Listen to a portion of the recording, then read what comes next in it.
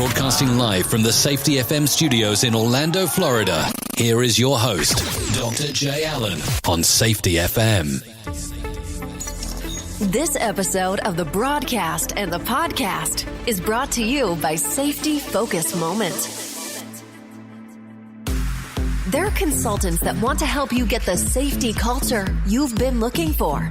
For more information, go to safetyfocusmoment.com. Well, hello and welcome to Safety FM. This is Jay Allen. Welcome to episode 64. Oh yes, 64 is the episode that we're on right now. And today we're going to do something that I considered special. I was recently in contact with Marianne from TopSafetySpeakers.com, and she was gracious enough to provide us with one of her top speakers. And today I have the opportunity to interview Sylvia. She's an international activational speaker on health and wellness. So she's going to discuss how her career started and how she tied it all back into safety. So I hope you enjoy the interview here today on Safety FM.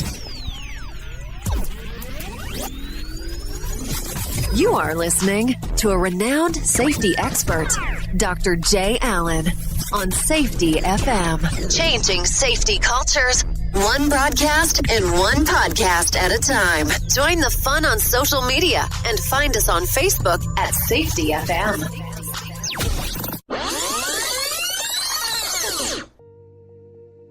So I appreciate you coming on for me to do this torture to you. Oh, my goodness. I love this. This is not torture at all. Good. Thank you. No, I appreciate you coming on. I had a discussion with Marianne on having some of her, have some of the speakers come on, and she highly recommended you. She said, you're one of Canada's favorites. So I was like, well, let's make it a North America favorite, not just a Canada favorite. Well, that is such a beautiful thing. Thank you, Jay. I am honored, to say the very least. And, I'm grateful to Marianne for saying such a kind thing, because honestly, if I could do this every day of my life, this kind of thing, it's a bit of a crusade, trying to help people find some way to create better health and well-being for themselves. It is absolutely a crusade, and it's a passion for sure. So every opportunity is a fantastic opportunity for me. Well, the interesting part about it is that as I did research on you before we do the interview, because of course that's what I get to do around here, I was looking and you started in rehab services and then moved your way through. So how did this come about, if you don't mind me asking? So how did you go from rehab? Well, let's start off with, how did you get involved with rehab, and then we'll go from there. Yeah, so really great questions. I was always interested in the medical field, but could not bring myself to give a needle. So I knew nursing was not going to be for me. And I wanted to be a speech therapist, and someone said to me, so the program was just not coming to Manitoba, and I was unwilling to relocate at the time. My father was really, really ill. I had been helping my mother care for him. He'd had many strokes. He was very debilitated by his medical conditions, and I was unwilling to leave her to go away to university. So I had been told that the program would come to Manitoba. It didn't. I started my university education just taking sort of general sciences and courses that I knew would get me into anything in the medical profession. And someone said, why don't you be an occupational therapist? And I said, well, what do they do?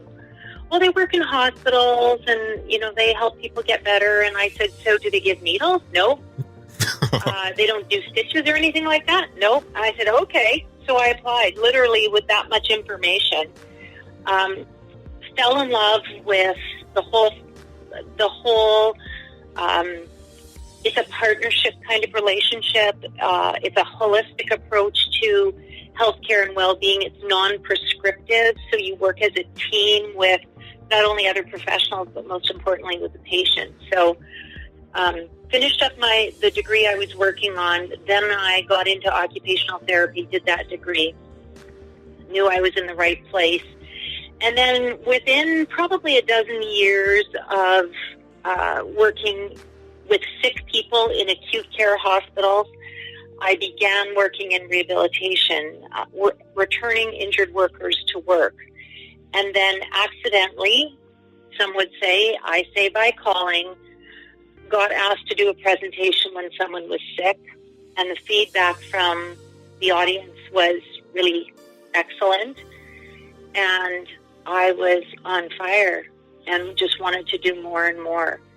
And then got my first opportunity to volunteer for a presentation for Manitoba Hydro, which is one of the biggest employers in Manitoba. And then from there, by word of mouth, I just went throughout the organization presenting at their their safety days on stress, and realized I had hit something that was universal, life-altering, meaningful, valuable, and I just felt like I had become what I was always meant to become, which is somebody who promotes and preaches prevention. I don't want to see people when they're sick. I want to see people before they get sick. So let me ask that question there. How does that transition work for you then when you're going, okay, I'm helping people in rehab day in, day out doing occupational therapy, and then you get bit by the speaking bug, and apparently it's a really good one for you, because the way that it works is if there's so many people that are interested in you doing this, and all of a sudden you say, this is what I want to do, and swap. How do you have that internal conversation first? Because that, of course, let's just be realistic.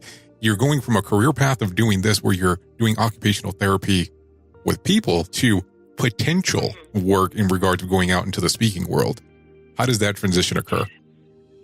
Yeah, well, it's interesting because I think simultaneously with the speaking career sort of taking off, I also switched my roles somewhat at the clinic where I was working, from doing treatment and rehabilitation to working with people who had mental health conditions and who were off work because of that, to teaching them skills to prevent their diagnostic condition, so their label, from ever becoming a disability.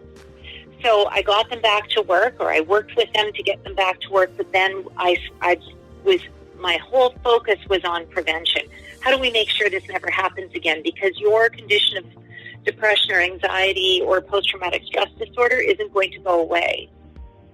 So I began teaching them these prevention skills, and that sort of fit so beautifully with what I was trying to accomplish in my public speaking career, which was teaching people preventative tools to maintain health and well-being. And it was such a beautiful fit in safety, because at the time, this is going back to like 2002, 2003 probably, I spoke for 10 years running at the same safety conference in Manitoba, which is the largest safety conference in Manitoba. It was in Winnipeg. It is in Winnipeg every year.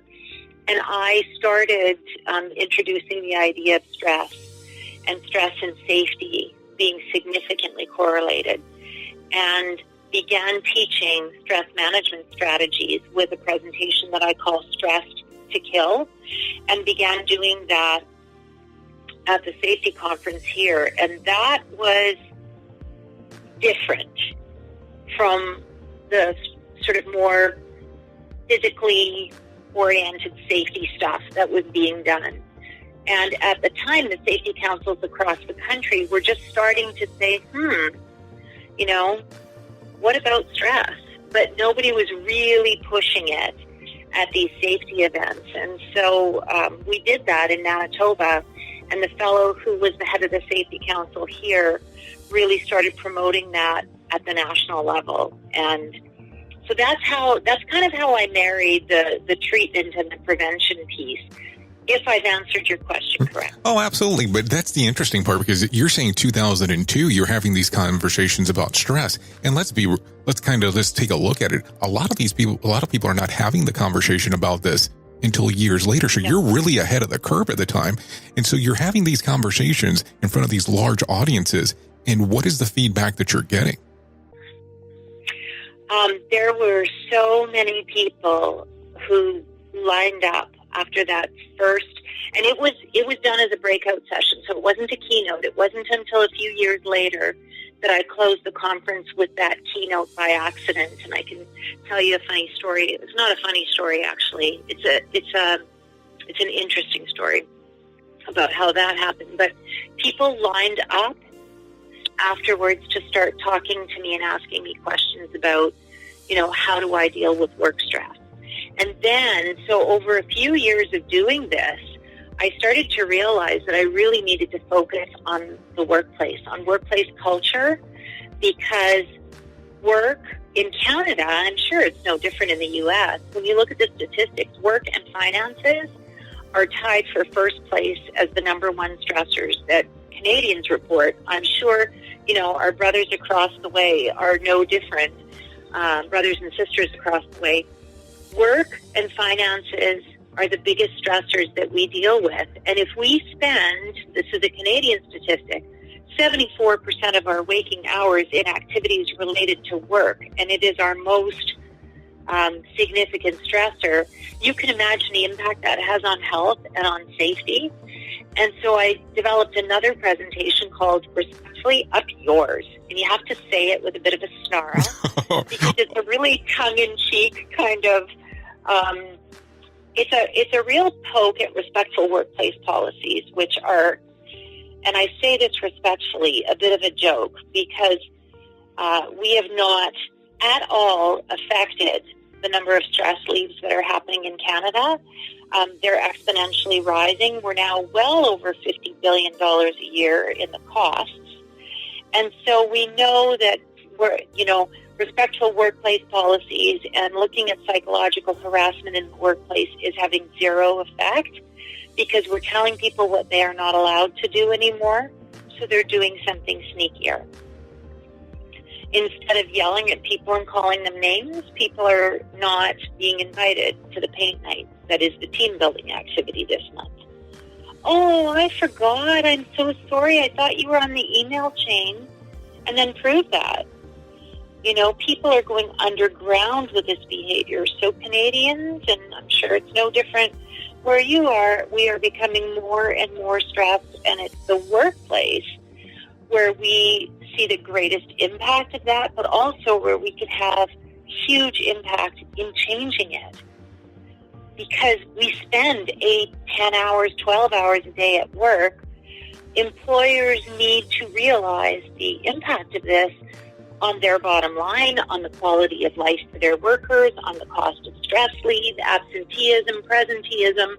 Let's put some effort into creating happier, healthier workplaces so that we can help people live well until they die instead of succumb to some stress-related illness that, unfortunately doesn't actually kill us, just robs us of our health for the last 20 years of our life. So how is this conversation carried out with most organizations, especially if the upper management or C-suite people do not realize that they have this problem? How would you recommend, a worker bringing this up in regards of, hey, this is an issue that we have going on. Is this a HR-related issue, or do you feel that they need to go to their upper management and have this conversation? Well, I think often these things start with HR or safety. A lot of times these issues come to me directly because one branch of my business is working in production, manufacturing, healthcare, even office buildings, working with injured or symptomatic workers. And so often they will come to me not with a physical symptom, but with more of an emotional or psychological mental health kind of issue. And so I am often the person who goes to management and the union. So critical to link arms with the union. They are your biggest allies when you are trying to, can be your biggest allies when you are trying to help look after the culture and the people in a workplace. So often that information will come straight to me. An employee is really struggling with bullying in the workplace, or they're struggling with a mental health condition, and they're having outbursts at work, and they're concerned about keeping their job. So then I can, with them, or with their approval, go and talk to management, or the union, or HR.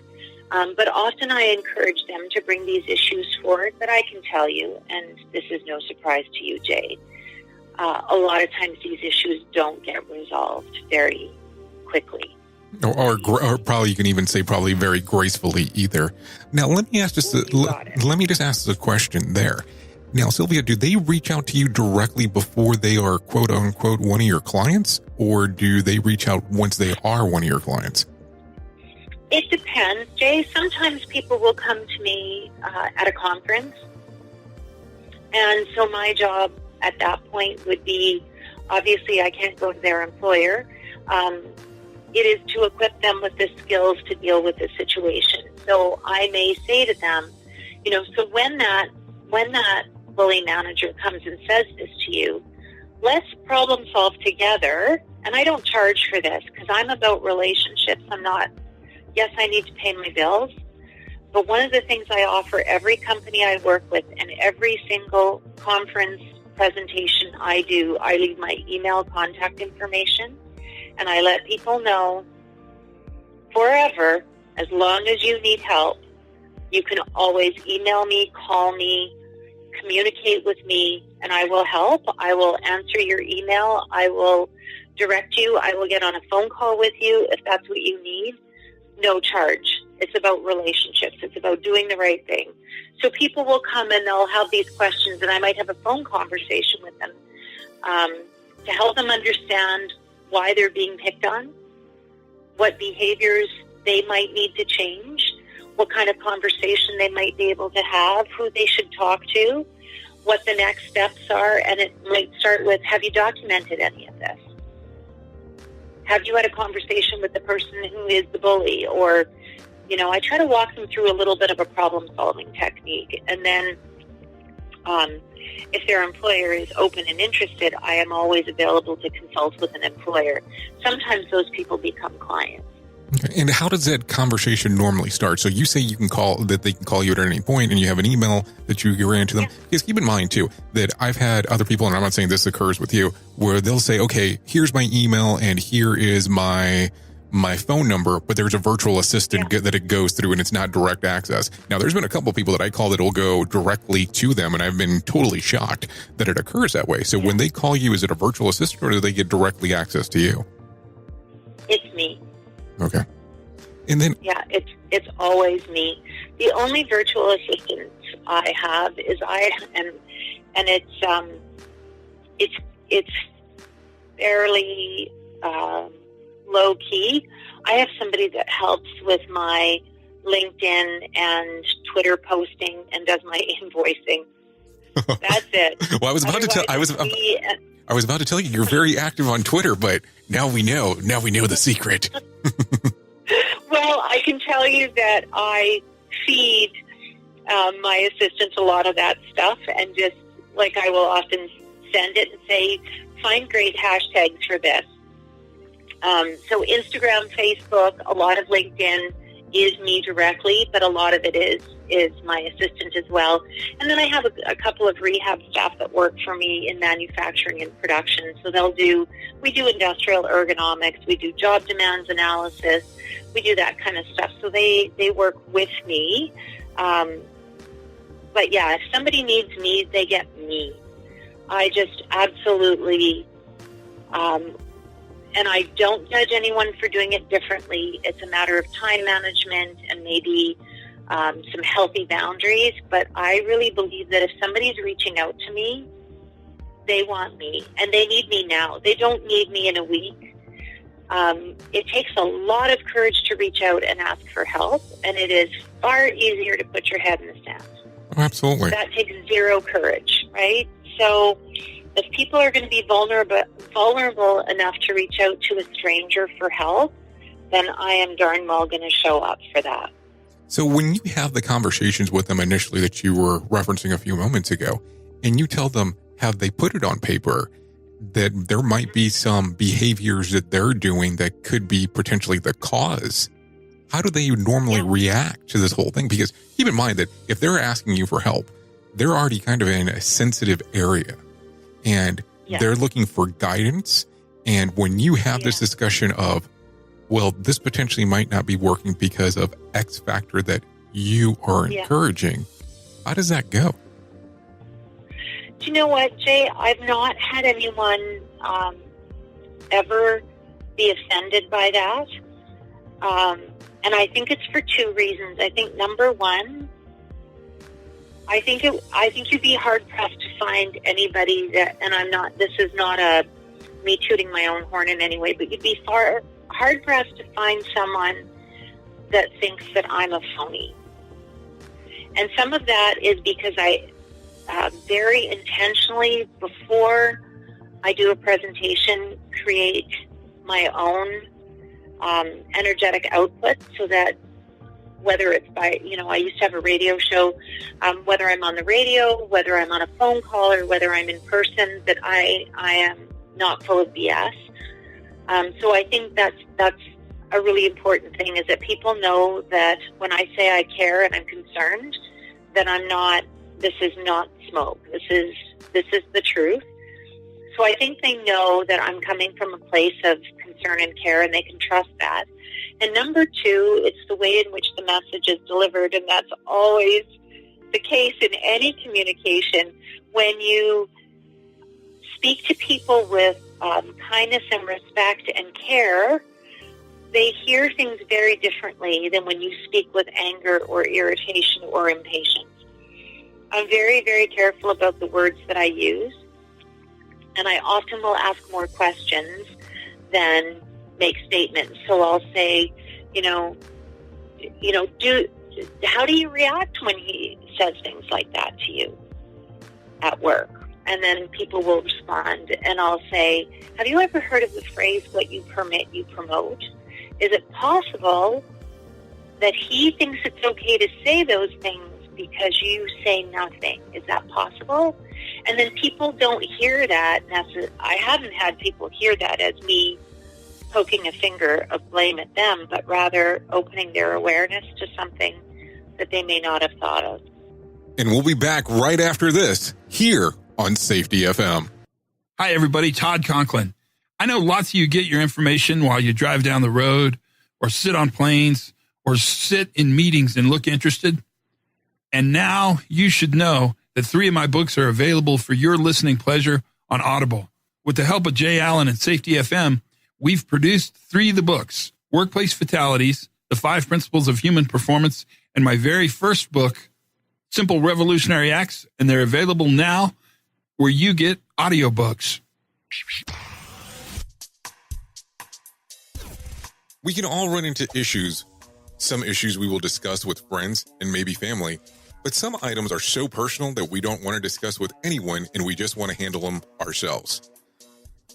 What issues am I talking about? I am talking about issues with credit. Imagine being able to work on your credit report from the comfort of your own home. No weird salesperson telling you to dispute everything. Just straightforward, no nonsense on what to do step by step to work on your credit report. This is not just a credit education service, but it's also a community of other like-minded individuals having the same struggles. For more information, go to issueswithcredit.com. The Issues with Credit community will be with you every step of the way. Issueswithcredit.com, a 13th hour solution venture. And welcome back to Safety FM. Here's more with Sylvia. Well, and that's interesting because essentially you're using the whole psychology side of it, and it makes sense on what you're doing. Also, going back on what you were referencing, I think it's interesting on how you're saying that how you make the output and how you make the environment. Because I'll tell you, I've had the privilege of actually interacting with national level speakers, and it's like there's a character and then there's the person.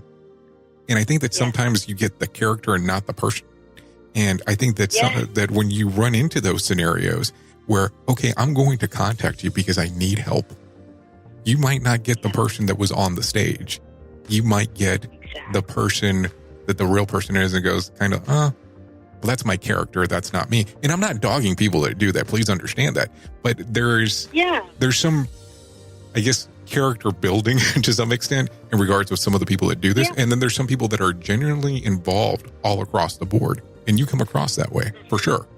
And then you also made something else that you referenced that I'm already going crazy in my head. You said you had a radio show, but we can get to that in a moment. I did. But when you were doing the radio, were you doing the radio along the lines of what did the show consist of?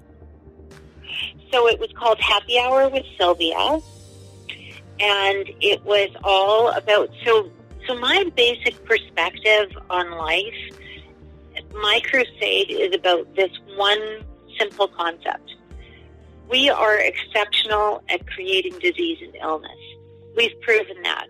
In North America, we are number one in the world for heart disease, obesity, childhood obesity, diabetes, like blah, blah, blah. We are exceptional at creating disease. And my basic belief and crusade is that if we can do that, we can do the other. We can create health. If we can create disease, we can absolutely create health. So the show, Happy Hour with Sylvia, was all about influencing, creating, enhancing mental, physical, spiritual, emotional, cognitive well-being. And so I had interviews, I had authors on, I had what I called ordinary, extraordinary people doing extraordinary things, people who had taken a common horrible experience and turned it into something amazing, but not the people who climbed Mount Everest, backwards, naked, on their hands by moonlight. Not those kind of people, ordinary people. Somebody who took her husband's recipes and notes on, preparing marsh ducks and geese, and he was a real conservation activist for the marshlands and wetlands in Canada, and he did mentored hunts and taught young kids how to hunt and how to clean ducks and how to prepare and all this kind of stuff. She took his life's work and created this beautiful cookbook and then sold it with 100% of the proceeds going to Ducks Unlimited to further conserve wetlands. That's how they dealt with their grief, her and her two children. What a magnificent and beautiful way to honor someone and to keep yourself from becoming just engulfed by the vortex of grief. So those are the people I had on my show. And what ultimately led me to stopping the show, Jay, was pure selfishness on my part.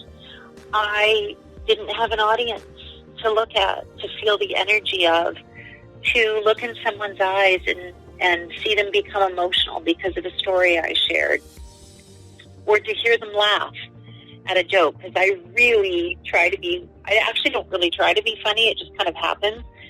And I love playing with people in the audience and wandering through the group while I'm talking and see people feel something that they haven't felt before, or maybe haven't felt in a long time.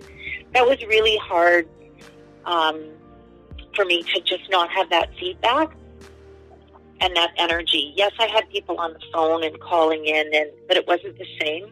And my producer was lovely. He would always make eye contact and give me thumbs up and all of that, but it wasn't quite enough. Well, that's the interesting part there, because it is much different, standing in front of an audience or sitting behind a microphone, because you don't know how the people are interacting on the other side. And I won't say that I struggle with it, because I like being behind the microphone. I don't mind speaking in front of people, but it's definitely something different when you're standing in front of someone and you can see the initial shock reaction, how they're doing it. And if that's what you're accustomed to, getting behind the microphone and not having like a chat room available or where there's instant feedback, it becomes a little difficult. I entirely understand where you're coming from. So how long did you do the radio show for before you decided to move on? I did it for a year. And at the same time, of course, I was traveling. At that time, I wasn't traveling internationally to speak, but I was traveling across Canada. And I also was working half-time in a clinic. So it was a lot to juggle. And as you know, preparing for a radio show, you might have so my show was an hour with travel time and prep time, because I lived out of the city at the time. With all of that, it was a good 8-hour a week investment. And it was a big investment, and I put my heart and soul into it. And I did it for a year, and then I just decided I couldn't juggle everything. Something had to give. And so what I did was I stayed on as a consultant, as a health and wellness consultant, and I've been that for CJOB, which is now owned by Global. They were Chorus Entertainment. I think they're now owned by Global TV. So I still am on with those folks quite regularly as a health and wellness consultant. Something will happen in the news, and I'll get on the morning news program and, you know, give another perspective on it, or I'll go on the afternoon show.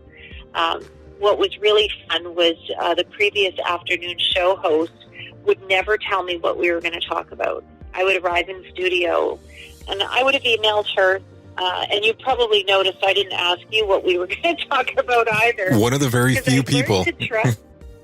I've learned to trust that whatever needs to be spoken will come out of my mouth. Not that I'm always right, don't get me wrong. I'm not full of myself that way, but I've learned to kind of surrender to what needs to happen will happen. And I would arrive in studio, and I'd say to her, "So we're talking about today," and she'd say, "We'll see." But it was always pretty amazing. Well, that's the best way to do it, because I think an organic conversation comes across better on the air than what it does if you have something that's pre-planned. And I will tell you, I have people that will come on, and they'll be national level speakers, and they won't ask me what we're going to talk about.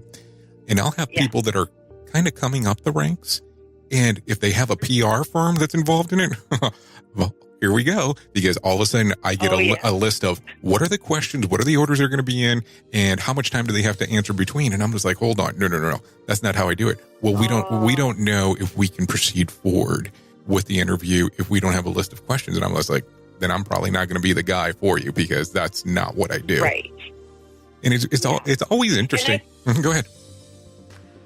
Sorry, Jay. I think you actually used the organic word somewhere in one of our email communications, and I was like, yes, he gets me. Well, to me, it just makes sense, because imagine if I had you come on and I was like, I want you to tell me solely about your career between this year, 2001 and 2002, and that's it. And that's going to be the whole conversation. Well, we would have probably already dropped off. But if I look at it and go, let's see where the conversation goes, because there's highlight pieces there that you mentioned that on the research that I had done, I didn't even have that information. So there's more info there. And I just don't want to focus on, I just only want to focus on this one thing, this one aspect of you. And I really just want to move around and see what's going on. And I'll tell you, as I look into your background, or was looking into your background prior to the interview, I was amazed with some of the thing on the way that you title some of the things that you do. Like the one the one that stuck out really interestingly to me was fun. A 3-letter F word. And I was like, hold on. Because I had seen the last part first, and I was like, okay, hold on. That's going to be definitely an attention getter, especially if you keep the fun word out at the very beginning. I was just like, okay. So how do you come up with these titles, and are they attention grabbers on purpose on how you develop these? Oh, they most certainly are. I like to be edgy. And many of my fellow speakers will say, I don't know how you get away with that. But I guess what I hope is that people will remember, because not necessarily just because the content is a little bit different, because let's be honest, the topics we talk about, people can go research. People can go research stress management. They can go research, respectful workplace policy. They can go research all this stuff and learn it themselves in the comfort of their own homes. So there's two things that I want to create for my audiences. I'll tell you about the framework in a moment, but there's two things I want to create. I want to create something that is, very memorable. So I want it to be edgy. I want it to be fun and different. And I want them to walk out feeling like anything is possible now. I want them to walk out feeling hopeful. And so if I'm a little edgy and a little sassy and a little out there, they're more inclined to stay with me. And then they stay with me long enough to get the hope piece. Because if you walk out with hope, you can't buy that. There's no way you can buy that. So I learned that when I worked on palliative care. I worked on palliative care for 6.5 years. It was the happiest place I ever worked, Jay. Everyone was dying. And it was the happiest place I ever worked because as staff, we confronted our mortality every day, and we had the opportunity to see people at their least defensive. They were naked emotionally, physically, spiritually, like in every way. There were no defenses left. And you could just see the beauty of the human being. And it was just such a privilege to be with people at that time in their life. And I realized very quickly that there was no rehabilitation possible for most of these people. And so I had to really figure out what my role was there. And it very quickly became apparent to me that the role that I wanted to create for occupational therapy was to be a hope broker. So you've got a bedridden individual with spinal tumors, and I would go into his room and say, tell me something that you want to do more than anything today, and let's do it. What do you want to do? I want to go and sit in the solarium, and I want to watch the sunset tonight. Okay, we got to find a way to get you up. Now, some of these things were colossal endeavors.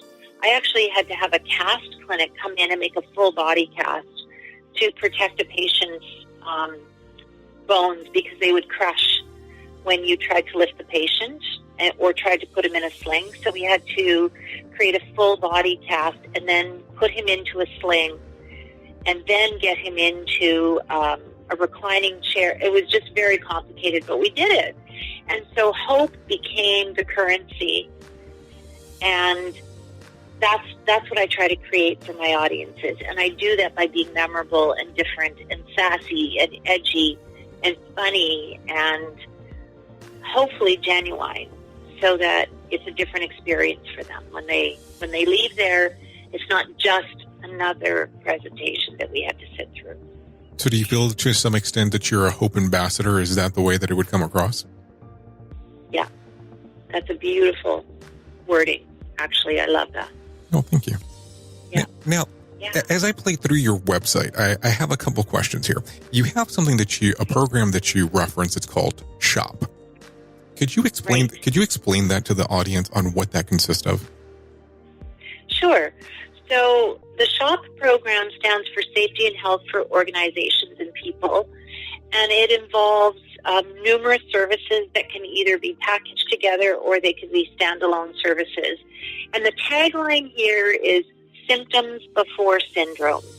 I want to see people where they are getting hurt, whether it's a physical or an emotional or a psychological injury or a stress injury. I want to see them where they're getting hurt. And then I want to do two things. I want to help them find a treatment for that symptom before it becomes a syndrome. I don't want people to wait to get help until it's now a diagnosable condition that requires medicine. I am all about prevention. So let's get the elbow when it's sore, not when it's diagnosed as tennis elbow and now you're off work. So that's the first thing is I want to get people. So my goal of the SHOP program is to identify what kind of treatment might be needed for this symptom, regardless of the etiology of the symptom. And then the second thing is, how do we stop triggering the pain or the symptom so that you can actually heal and get better while you continue to work? If these people are seen in a clinic, and I'm not in any way criticizing physio clinics or work hardening clinics, they exist for a reason and they provide a valuable service. But if I can see you at work, I know exactly why your left elbow is sore because I'm watching you and I can see that every time you lift this object, you do it with your palm down and your elbow out. And I know because I understand anatomy that is going to yank on the tendons in your elbow. So if I teach you to angle your body 45 degrees to that object and to lift it with your bicep instead of your shoulder, now, number one, I've prevented a new trigger or an additional trigger that's going to happen 15 times tomorrow. And number two, I'm going to give you stretches and exercises or get you in to see my physio who comes on site with me. And she'll give you stretches and exercises to heal that.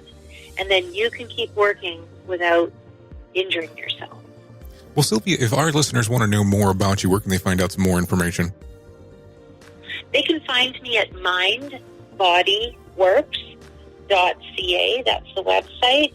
And they can reach out to me at Sylvia, Sylvia, at mindbodyworks.ca. Well, Sylvia, I appreciate you coming on Safety FM. Oh, it was such a joy and pleasure, Jay. Thank you so much for having me. And also for doing the good work that you're doing. Just, giving people access to this information that could be life-changing is huge. We're in the same field. We're in healthcare, taking care of people. Thank you. I appreciate that. Thank you, Jay. Stay amazing. The views and opinions expressed on this podcast are those of the host and its guest and do not necessarily reflect the official policy or position of the company. Examples of analysis discussed within this podcast are only examples. They should not be utilized in the real world as the only solution available, as they are based only on very limited and dated open source information. Assumptions made within this analysis are not reflective of the position of the company. No part of this podcast may be reproduced, stored in a retrieval system, or transmitted in any form or by any means, mechanical, electronic, recording, or otherwise, without prior written permission of the creator of the podcast, Jay Allen. SafetyFM.com. Are you tired of not being able to reach the people inside of your organization?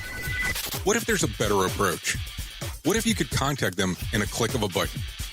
Here at Safety FM, we can assist you reach your team via podcast.